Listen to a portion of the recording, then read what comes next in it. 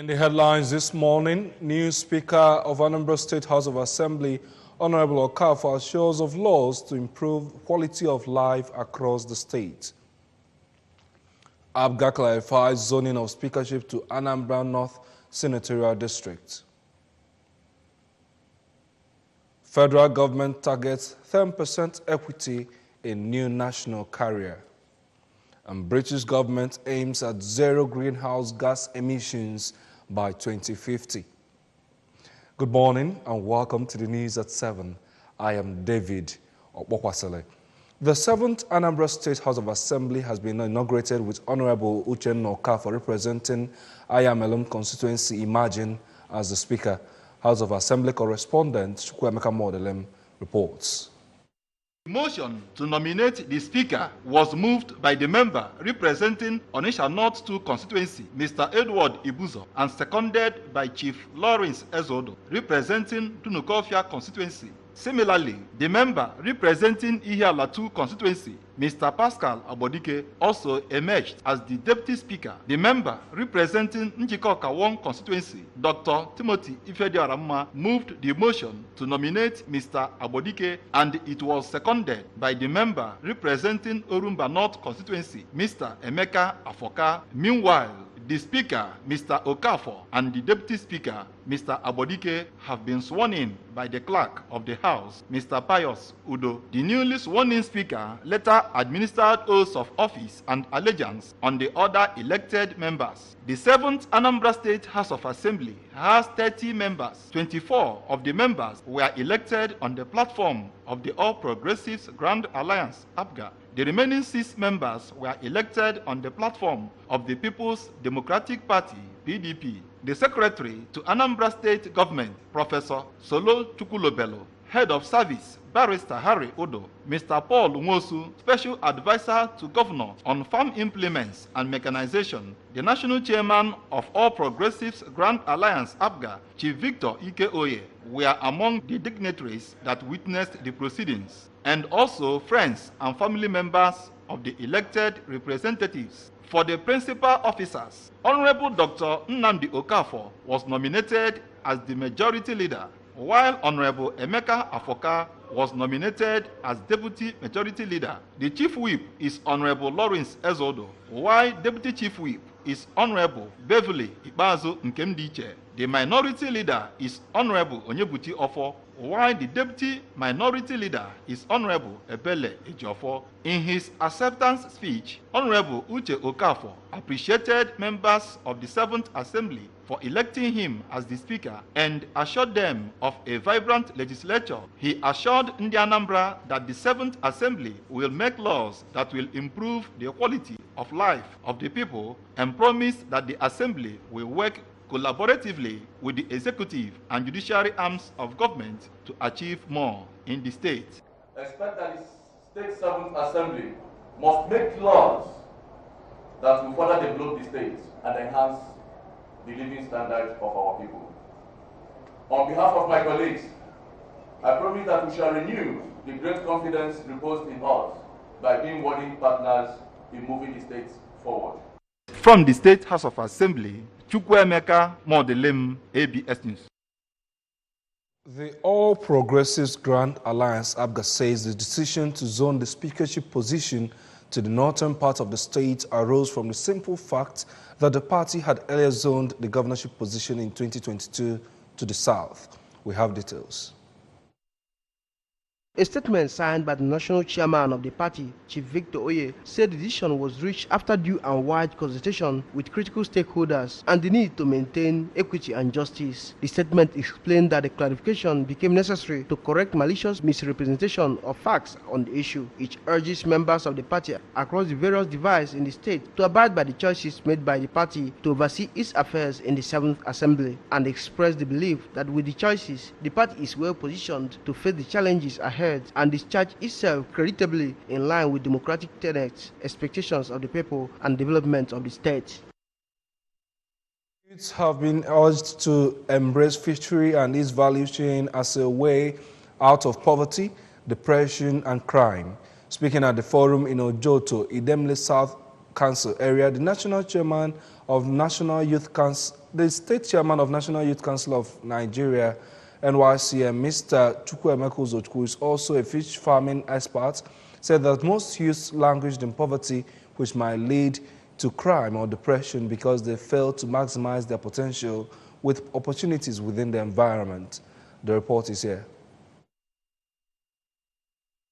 Mr. Uzochukwu regretted that Nigeria import ice fish from Chile and Niger Republic, stockfish from Norway, dry fish from Lake Chad, even pepper from Cameroon, when such things can be produced in the country, noting that Singapore exports fishes to Thailand in exchange for food. The Secretary, Catfish and Allied Farmers Association of Nigeria, Anambra State Chapter, Mr. Okezie Ohalete, discussed the fishery value chains, saying that one could start off with little capital. Ohalete named 5 fishery value chains, including broodstocks production that entails parent fishes, where eggs are extracted, hatching that features production of fingerlings and infant fishes. Others are outgrower production, which is growing fingerlings into full-grown edible fishes, smoking, drying that entails packaging before the final stages of marketing. Ohelete then harped on the need for formation of cooperative societies and knowing people involved at different stages of the production to know where to purchase or sell produce. He informed them of the various opportunities where one as a registered small-medium enterprise could access funds to expand one's business, including packages in Bank of Agriculture, Bank of Industry, Ministry of Agriculture, Anambra Small Business Agency, and Central Bank of Nigeria. Meanwhile, Director of Department of State Security Service, DSS, Mr. Mark A.B. urged the youths to embrace positive knowledge at their disposal, enjoining them never to consider committing suicide as an option. Speaking on effects of suicide on national unity, he told the youths never to lose hope, but believe they could start from little to greatness, avoid peer pressure, and control their emotions. Youth and Sports Officer, Ministry of Youth and Creative Economy, Mr. Maduko Okoye praised the leaders of NYSCN for embarking on such an initiative, saying that the state government would support any industrious youth. Still to come on the news, federal government targets 10% equity in new national carrier as the British government aims at zero greenhouse emissions by 2050. Stay with us.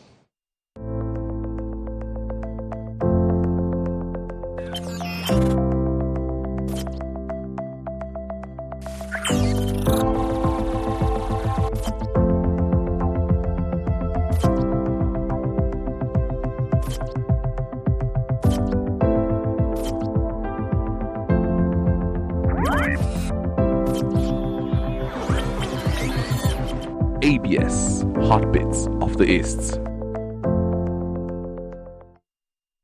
And we move on now. The federal government may have as much as 10% stake in the new national carrier christened Nigeria Air. The equity, already backed with at least 47 billion naira takeoff fund in the 2019 budget, is to boost the morale of intending investors in the project. The proposed airline, now in the procurement phase, will debut this year as soon as reputable foreign investors and technical partners come on board.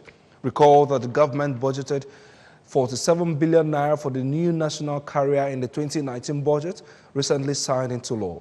The latest figure was an upscale from 8.7 billion naira initially proposed for the project in the 2019 appropriation bill and 3.2 billion naira originally planned on part payment of federal government's 5% stake in the proposed airline.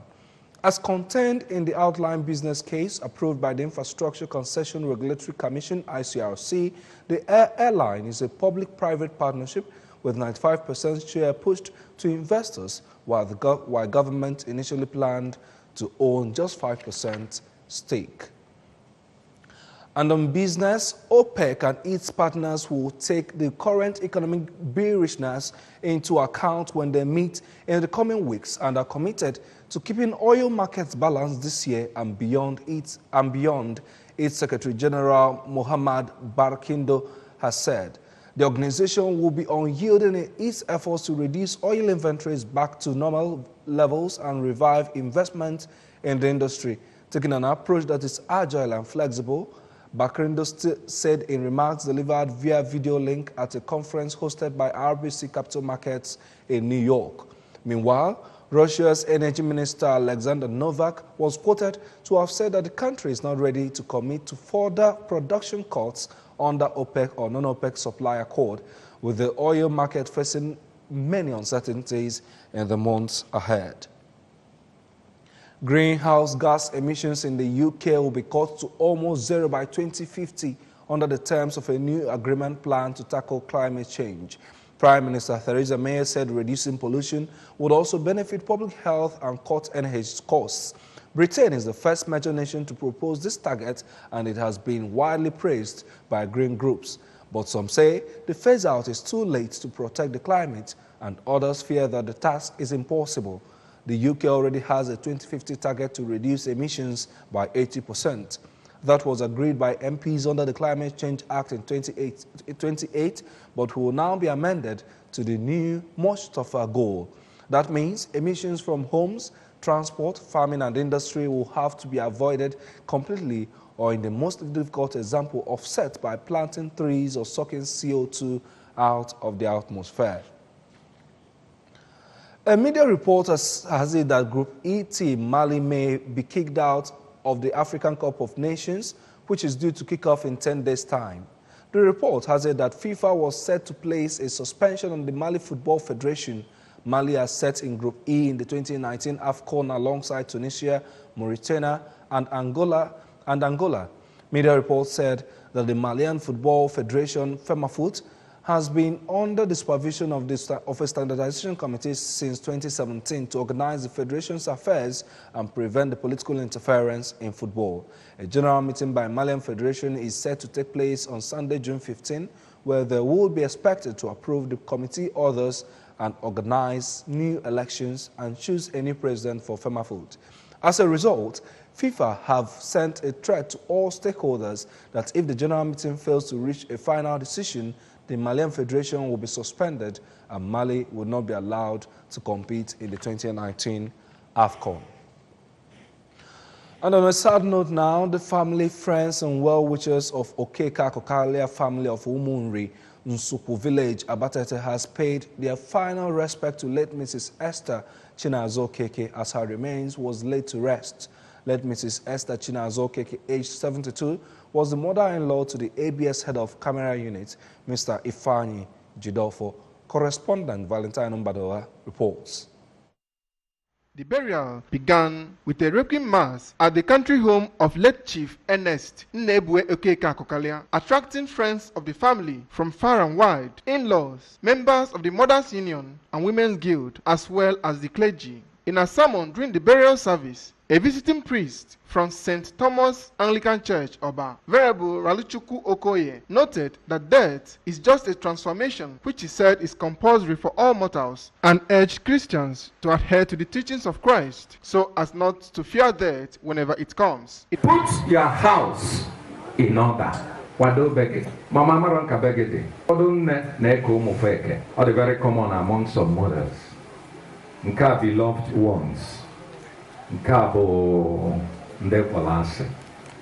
God is saying, put it in order. In a condolence message from the ABS family, the Director of Programs Department, Mrs. Kate I.G. Okeke, and Head of Administration, Lady Tina Ekenta, called on the immediate family members to look up to God and not to mourn as if all hope has been lost. On his part, the Head of Camera Unit, Anambra Broadcasting Service, Mr. Ifeanyi Jidolfo, while sharing his good experiences with the deceased, regretted her demise but appreciated God for the kind of life she lived. As mothers, and cannot question God, but then we pray that God will accept her soul and then comfort some of us as she left behind. For her children, including Mr. Dan, Elizabeth, and Dr. Chudi Okeke, though they were mourning her departure as mortals, they have already taken solace in the good life she lived while on earth. She was a devoted Christian. The life of my mom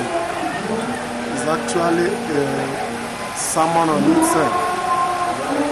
It teaches everybody how to live a Christian life. She lived a good life, which she imparted onto the children. It's worthy of emulation. We always tell people, emulate her. The late Mrs. Esther Chinazon Okeke was survived by 9 children, 19 grandchildren, brothers and sisters, as well as other relatives. The burial witnessed condolence visits by in-laws, friends, and well-wishers, including that of Jidofo family of Ubo, accompanied by staff of Anambra Broadcasting Service. From Abatete in Idemli North Local Government Area, Valentine Mbadowa reporting for ABS News. On that sad note from Abatete, we bring to conclusion the news this morning. But before we go, remember that you can follow news and programs on ABS from any part of the world by liking our Facebook page at ABS Radio Television. Subscribe to our YouTube at youtube.com/ABS Radio TV Online. Follow us on Twitter at ABS Radio TV and on Instagram at ABS Radio TV. You can also log on to our website at www.absradiotv.com. Before we go, here are the main points again. New Speaker of Anambra State House of Assembly, Honorable Okafo, has assured of laws to improve quality of life across the state. ABGA has clarified zoning of speakership to Anambra North Senatorial District. We told you that the federal government is targeting 10% equity in new national carrier. British government is aimed at targeted zero greenhouse gas emissions by 2050. And that is the news this time. I am David Okwasale.